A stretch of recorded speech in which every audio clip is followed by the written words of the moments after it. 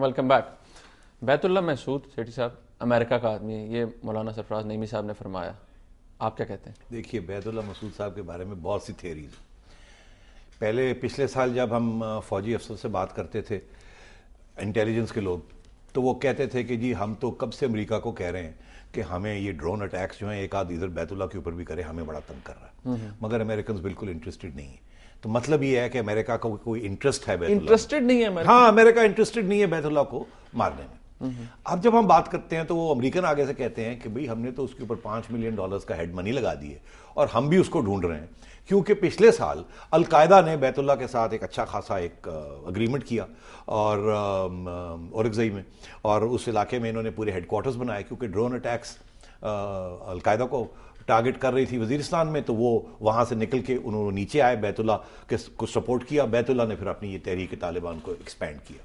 तो बैतुल्ला एक बहुत क्रिटिकल कोर पैग बन चुका है ये सारी चीज में। He is the link between the Pakistani Taliban and the Afghan Taliban. तो Baitullah is become a cog, network का वो एक बहुत इंपॉर्टेंट हिस्सा बन चुका है। अब अमेरिका भी उसको टारगेट कर रहा है और पाकिस्तानी भी उसको टारगेट कर रहे हैं। तो पहली बात तो ये। अब जब ये कहते हैं कि वो अमेरिकन एजेंट है बैतुल्ला, तो एक्चुअली ये नहीं कह रहे कि वो अमेरिकन एजेंट है कि वो अमेरिका का पैसा ले रहा है। उनका मतलब ये है कि वो, क्योंकि इस्लाम में तो जनरल एंटी अमेरिकनिज्म है ना, तो मुफ्ती साहब भी एंटी अमेरिकन थे। वो ये कह रहे हैं कि जो बंदा पाकिस्तान को अटैक कर रहा है वो पाकिस्तान का दुश्मन है। अगर पाकिस्तान का दुश्मन है तो अमेरिका का एजेंट है, क्योंकि अमेरिका पाकिस्तान का दुश्मन है। तो वो इस लॉजिक से वो ये कह रहे थे कि वो अमेरिकन एजेंट है। मगर जैसे मैंने आपसे कहा, पहले यहां हमारी फौज में भी ये सोच थी कि शायद बैतुल्ला जो है वो दो डबल गेम खेल रहा है, हमें तंग कर रहा है मगर अमेरिका उसको सपोर्ट कर रहा है, ताकि तवज्जो जो है तालिबान की अफगानिस्तान से हटकर पाकिस्तान की तरफ आए। मगर ये ऐसी बात नहीं है। अगर ऐसी बात होती तो अमेरिका पाकिस्तान के बारे में, अफगानिस्तान से भी ज्यादा फिक्रमंद है, और हमें जितना पैसा दे रहा है और हथियार दे रहा है और रोना धोना जो हो रहा है और न्यूक्लियर वेपन्स का डर लगा हुआ है, वो तो अफगानिस्तान के बारे में तो इतना कभी भी उन्हें डर नहीं था। तो ये कंस्पिरेसी थेरीज हैं।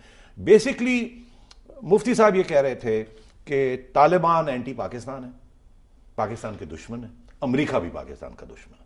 अगर ये कहते हैं कि आपस में इनकी लड़ाई है तो हम मानते नहीं हैं। ये बैतुल्ला मसूद जो है ये पाकिस्तान का दुश्मन। अब दिलचस्प बात इसमें एक और मैं आपको ऐड करता चलूं। बैतुल्ला मसूद ने क्लेम किया था कि उसने बेनजीर को मारा। बैतुल्ला का स्टेटमेंट आया था पूरा। बाद में उसने फिर डिनाई किया जब यहां देखा कि पब्लिक प्रेशर का बैकलैश हुआ है, लोगों को पसंद नहीं आई बात, तो उसने कहा नहीं मैंने तो ये कहा नहीं। मगर दरअसल उसने ये कहा था, हमारे अखबार को एक इंटरव्यू में उसने कहा था ये। बाद में 15 दिन के बाद वो मुकर गया जब असैसिनेशन हो गया। तो बेनजीर तो अमेरिकन एजेंट थी ना, लोग तो यही कहते थे ना। बेनजीर ने जो मुका मुशर्रफ के साथ किया वो अमेरिका के बहस पे किया। न्यूक्लियर प्रोग्राम के ऊपर सॉफ्ट थी, कहती थी अगर वो होती तो वो AQ खान को ये ना करने देती, वो ना करने देती, अमेरिकन को एक्सेस दे देती। तो बेनजीर को तो लोग यहां समझते थे कि वो तो बड़ी सॉफ्ट है ऑन अमेरिका। अब अगर बैतुल्ला अमेरिकन एजेंट होता तो वो बेनजीर को ना मारता। साहब वो कहते थे ना, मोहतरमा जब वापस आई थी, मोहतरमा का तो स्टांस चेंज हो गया था, वो तो अमेरिका को रेजिस्टेंस दिखा रही थी। परवेज मुशर्रफ साहब के साथ भी उनके जो लॉकिंग हॉर्न्स हुए थे, वो इसलिए मुनीब क्योंकि उस वक्त ये जो डील हुई थी बेनजीर की और मुशर्रफ साहब की, जो अमेरिका ने ब्रोकर की थी, अमेरिका ने वो ब्रोकर की थी, ब्रोकर जो था वो अमेरिका था, मगर जनरल मुशर्रफ मुकर गए उस डील से।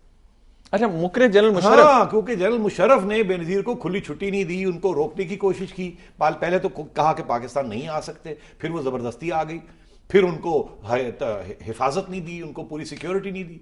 तो बेनजीर इसलिए लड़ रही थी सारा वक्त कि देखिए मुशर्रफ के साथ डील हुई मगर ये अपनी डील जो है वो पूरी वो निभा नहीं रहा है। तो इसलिए उसने थोड़े बहुत एंटी अमेरिकन स्टेटमेंट देने शुरू कर दिए थे। फिर उसने ये भी देखा था कि बाहर बैठ के तो अमेरिका के हक में स्टेटमेंट देना वो तो वाशिंगटन में बड़ा अच्छा लगता है, मगर जब आप पाकिस्तान आके अमेरिका के हक में देते हैं तो लोग आपके खिलाफ हो जाते हैं। तो वो बैलेंस करने की कोशिश कर रही है। साहब, इस बात का जवाब हमारे पास क्या होता है? आप जानते हैं, आप भी हजारों लोगों से मिलते हैं, anti Americanism is on the rise ever since, मतलब ये अब कम नहीं होगी, ऊपर ही जा रही है। इस बात का क्या जवाब है हमारे पास? नहीं, देखिए इसमें तो कुछ हकाइक भी हैं। अमेरिका ने बड़ी ज्यादतियां की, इसमें कोई शक नहीं है। देखिए अमेरिका ने मुसलमानों के साथ जो कि उसने इसराइल की जो बिल्कुल अंधी हमायत की है, जाहिर है मुसलमान तो खिलाफ होंगे उनके, पहली बात। फिर इसने जो पाकिस्तान में जो किया, हमारे साथ जो हाथ खेला, कोई अच्छा हाथ नहीं था। और हमारी जो मेमोरी है, हमें याद है कैसे उठ के चले गए, हमारे न्यूक्लियर प्रोग्राम को खत्म करने की कोशिश की। ठीक, फिर जब हमने जिहाद शुरू की तो इंडिया का साथ दिया। फिर हमें सैंक्शंस लगा दिए, फिर हमारे F-16s के पैसे ले गए और कहने लगा ना पैसे देंगे ना F-16s देंगे। तो अमेरिका ने क्या नहीं किया हमारे, रगड़ा तो हमें लगाया, रगड़ा अच्छा खासा लगाया। और उस वक्त जब हमारी जरूरत नहीं थी, जब हमारी जरूरत थी तो आगे पीछे हो रहे थे। तो फिर इसलिए हम भूलते नहीं। तो मुसलमानों के खिलाफ भी ज्यादतियां की अमेरिका ने और हमारे खिलाफ भी ज्यादती की। सेठी साहब, ये ऑपरेशन हो रहा है, एक जो कंसर्न है बहुत से लोगों का, वो ये सवाल उठाते हैं कि आर्मी तो अब ने डिलीवर किया है और अब भी कर रही है, आर्मी ऑपरेशन कर रही है। इस ऑपरेशन के बाद हमारी फेडरल गवर्नमेंट के पास, हमारी प्रोविंशियल गवर्नमेंट के पास कोई पॉलिटिकल एजेंडा है to win the hearts and minds of the people? ये बहुत अहम सवाल है, क्योंकि मुझे तो ऐसे लगता है कि अगर इतना बड़ा ऑपरेशन करना था, बड़े से मुराद ये नहीं कि जी आपके 2 लाख ट्रूप्स हैं वहां, शायद 50,000 ट्रूप्स हैं, मगर देखिए ना 30 लाख लोग या 20 लाख लोग डिस्प्लेस्ड हो गए हैं, बिल्कुल, और सिविलियन कैजुअल्टीज हो रही हैं, हैवी वेपन्स इस्तेमाल हो रहे हैं, इनडिस्क्रिमिनेट तो नहीं। और देखिए ना, तो ये इसका मतलब है कि इसको सोचना चाहिए था।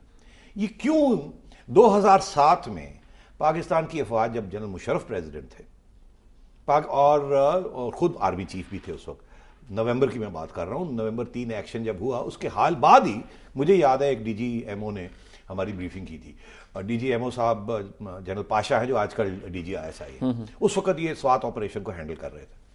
तो इन्होंने बड़ी दिलचस्प बात कही। इन्होंने कहा जी हमने स्वात में गए, हम 30,000 ट्रूप्स हैं हमारे, हमने ये तालिबान यहाँ थे यहाँ थे यहाँ थे, यहाँ से पिटाई की, यहाँ से पिटाई की, उनको हमने PO4 वैली है वहाँ धकेल दिए। सही। और अब वो वहाँ चले गए।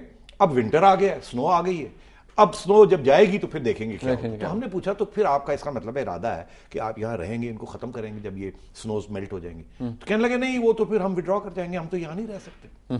तो हुआ ये कि इन्होंने किया, कार्रवाई की, हाफ हार्टेड की, वो बच गए, ये लोग विड्रॉ कर गए, इलेक्शन हो गई, ANP जीत गई, उन्होंने कहा ये फौज की जरूरत नहीं है, वो वापस आ गए। तो मैं आपसे ये कह रहा हूं, कोई पॉलिसी जो थी वो नहीं थी लॉन्ग टर्म, अब भी नहीं, शॉर्ट टर्म पॉलिसीज थी। और आप जो कह रहे हैं कि अब भी नहीं है, मेरा भी ख्याल है कि अभी भी कोई इतनी बड़ी पैराडाइम शिफ्ट नहीं हुई है। अभी ये खतरा जरूर है, अमेरिका शोर डाल रहा है, वो तालिबान आ गए, पैसे भी चाहिए थे, हथियार भी चाहिए थे, तो इन्होंने कार्रवाई की है और खतरा भी है, इसमें कोई शक नहीं है कि खतरा था। उस सेनेटर जाहिद खान की स्टेटमेंट मैंने सुनी, मैं हैरान रह गया। दुनिया टीवी के एक प्रोग्राम में कह रहे हैं कि ऑपरेशन हमारे गले पड़ा है।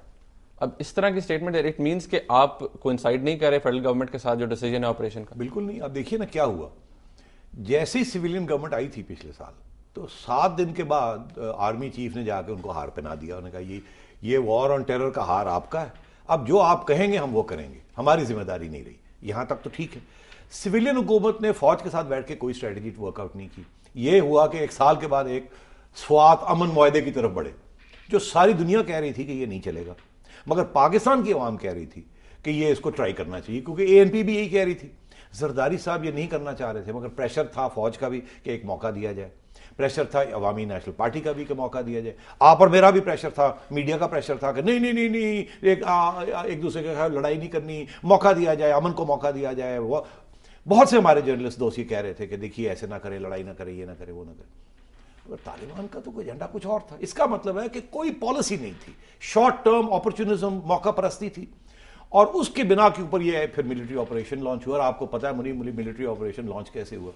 पहले फौज ने मिलिट्री ऑपरेशन लॉन्च किया, ठीक, उसके बाद प्राइम मिनिस्टर साहब ने 1 दिन बाद अनाउंस किया कि अब मिलिट्री ऑपरेशन 2 दिन के बाद लॉन्च किया, और फिर जाके पार्लियामेंट के अंदर जाके और उसकी अप्रूवल ली।